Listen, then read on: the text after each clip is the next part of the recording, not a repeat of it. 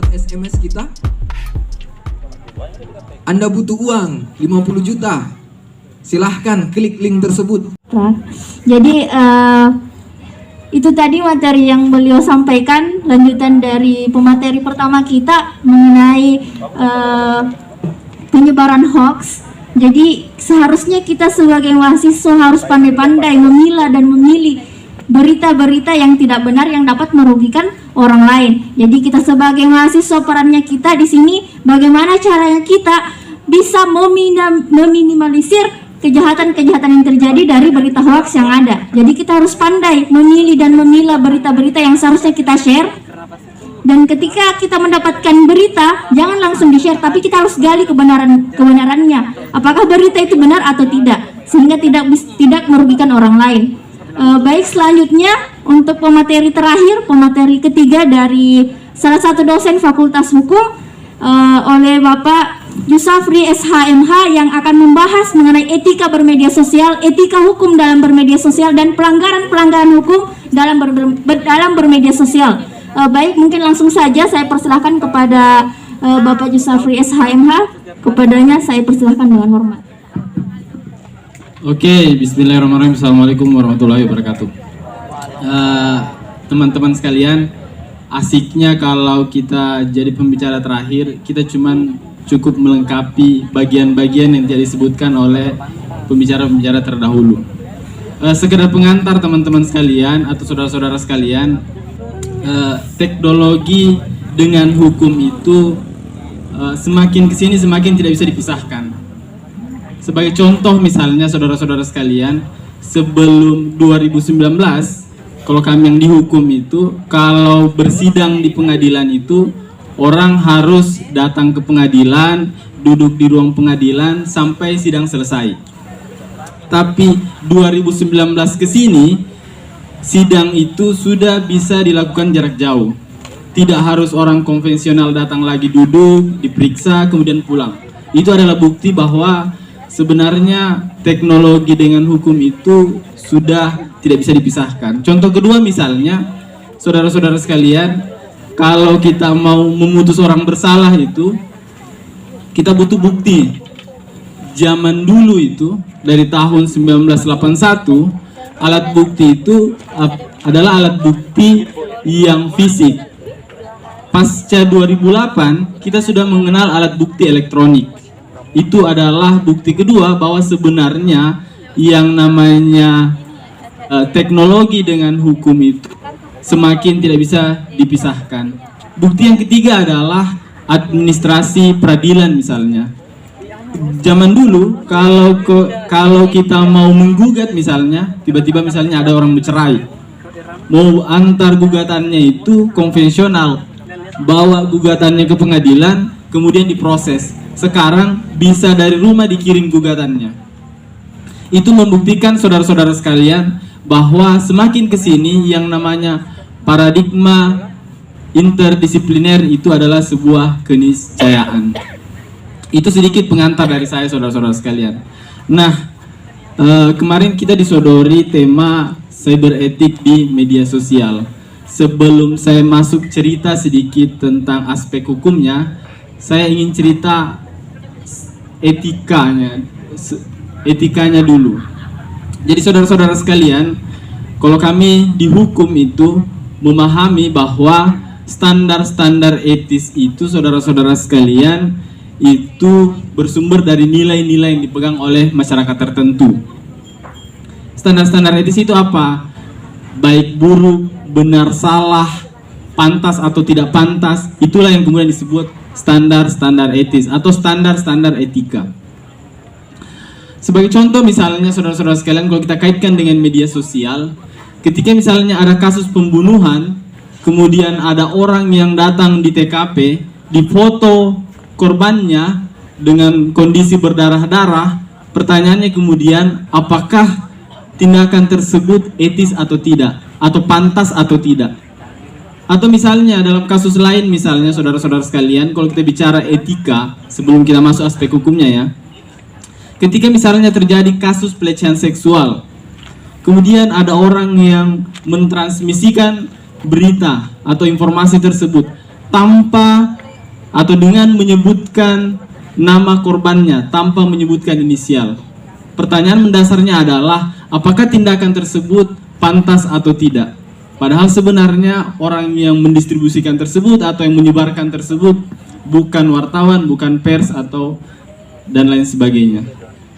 Nah, sayangnya adalah ketika kita bicara dalam konteks etika, saudara-saudara sekalian, sanksi yang bisa dijatuhkan adalah sanksi-sanksi sosial. Kalau kita kaitkan misalnya dalam konteks media sosial, sanksi sosialnya itu biasanya itu dihujat atau diviralkan misalnya ketika ada kesalahan-kesalahan yang berkaitan dengan media sosial.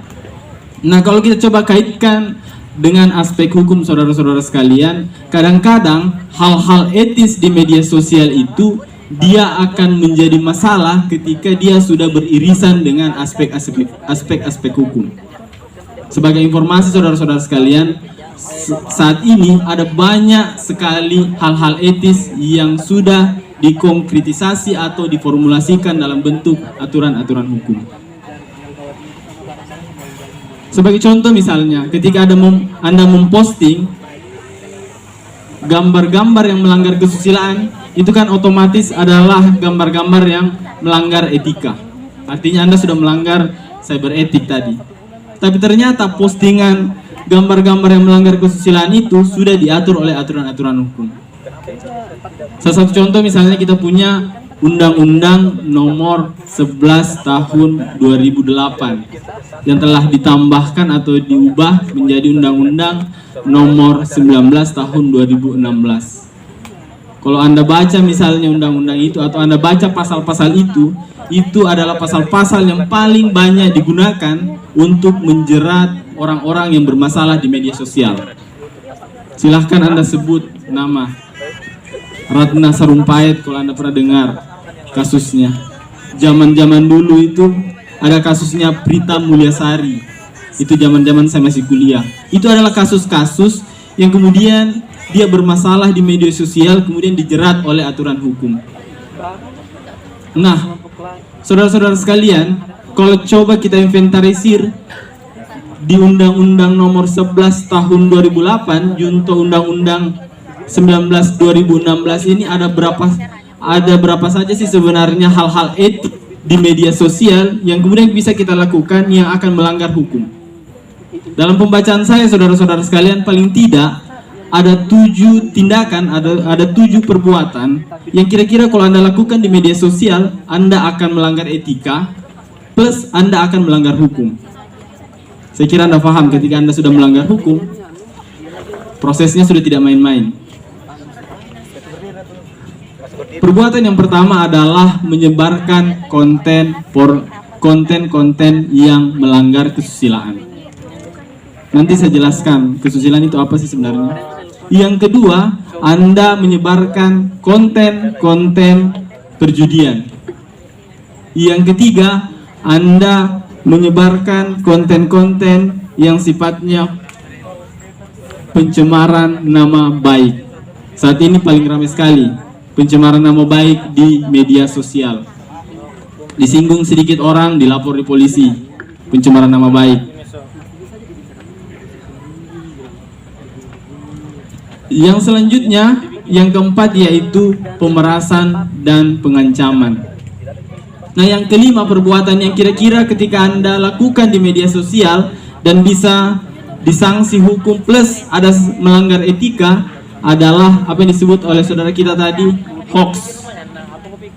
Meskipun nanti saya akan klarifikasi, hoax yang mana sih sebenarnya yang bisa dijatuhi pidana dan hoax yang mana yang sebenarnya tidak ada aturan hukum yang mengatur hal tersebut.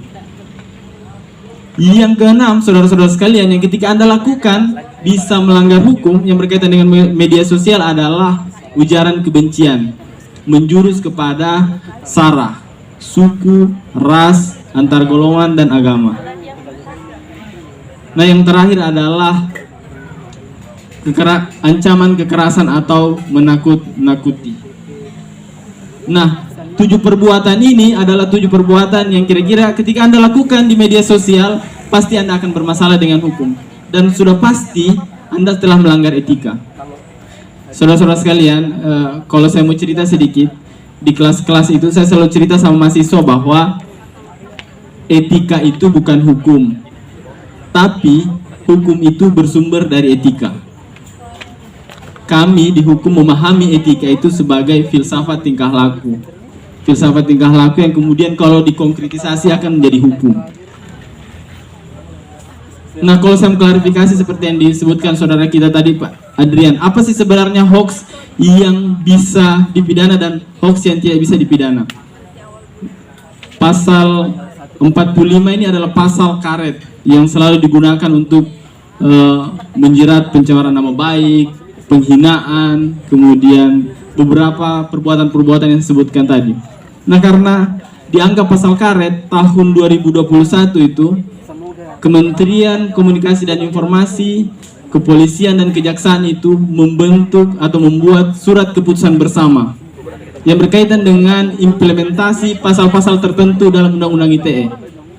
Berkaitan dengan hoax atau berita bohong tadi, berita bohong yang bisa dipidana adalah berita bohong yang sifatnya informasinya menyesatkan dan menimbulkan kerugian secara material. Biasanya terjadi kalau transaksi jual beli. Kalau misalnya kita sebagai penjual menginformasikan sesuatu yang kemudian berbeda dengan yang sebenarnya. Nah, itulah kemudian yang dikategorikan hoax dalam SKB tersebut. Sebagai penutup terakhir, saya ingin cerita tentang penegakan hukum yang berkaitan dengan media sosial. Jadi saudara-saudara sekalian, kalau kita sudah melanggar hukum, otomatis kita akan berhadapan dengan penegak hukum. Berhadapan dengan penegak hukum, biasanya bayang-bayangnya adalah penjara. Tapi ternyata saudara-saudara sekalian, kalau kita bicara tentang penegakan hukum, tidak setiap Anda melanggar pasal-pasal yang saya sebutkan tadi atau perbuatan-perbuatan yang saya sebutkan tadi, Anda akan dikenakan sanksi.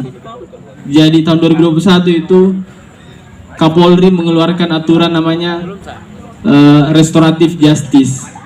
Jadi yang berkaitan dengan informasi dan transaksi elektronik, ada beberapa perbuatan yang kemudian bisa di restoratif justice. Ada 4 syaratnya. Pertama, kontennya ilegal. Konten ilegal itu sudah mencakup yang saya sebutkan 7 tadi. Yang kedua, dia siap untuk take down konten tersebut. Jadi misalnya kalau saya atau misalnya kalau ada orang yang upload konten yang melanggar kesusilaan misalnya, dia harus siap take down, harus siap hapus. Itu syarat yang kedua. Yang ketiga, ini yang paling sering kita lihat, orang tersebut harus siap meminta maaf dan divideokan. Kalau Anda pasti sering lihat tuh, ketika ada yang viral terus minta maaf terus divideokan, itu bukan tanpa dasar saudara-saudara sekalian, itu ada aturannya. Jadi ketika dia sudah minta maaf, dia divideokan dan dia naikkan di media sosialnya, itu dia bisa saya dihilangkan hukumannya. Yang terakhir, syarat yang terakhir supaya jangan berlanjut proses hukumnya ketika dia sudah melanggar hukum adalah dia siap bekerja sama dengan penyidik. Terakhir yang saya mau katakan adalah media sosial ini kan sebenarnya tergantung bagaimana kita membijaksanainya. Kalau orang bisa kaya dengan media sosial, kenapa kita harus berurusan dengan hukum gara-gara media sosial? Jadi pesan saya terakhir, bijaklah dalam bermedia sosial. Saya kembalikan ke moderator.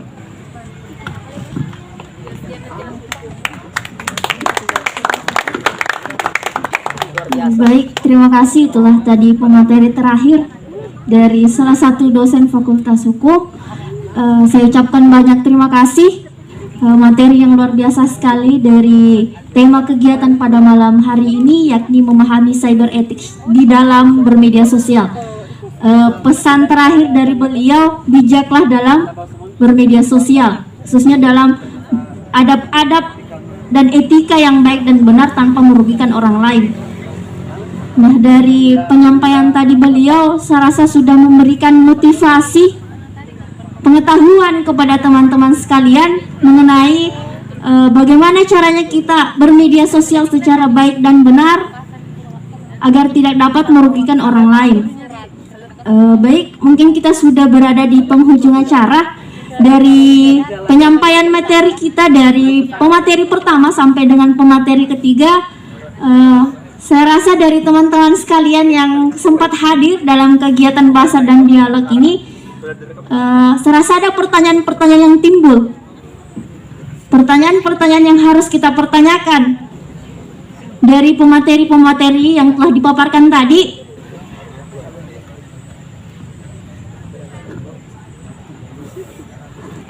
Baik, luar biasa sekali pertanyaannya. Belum ya.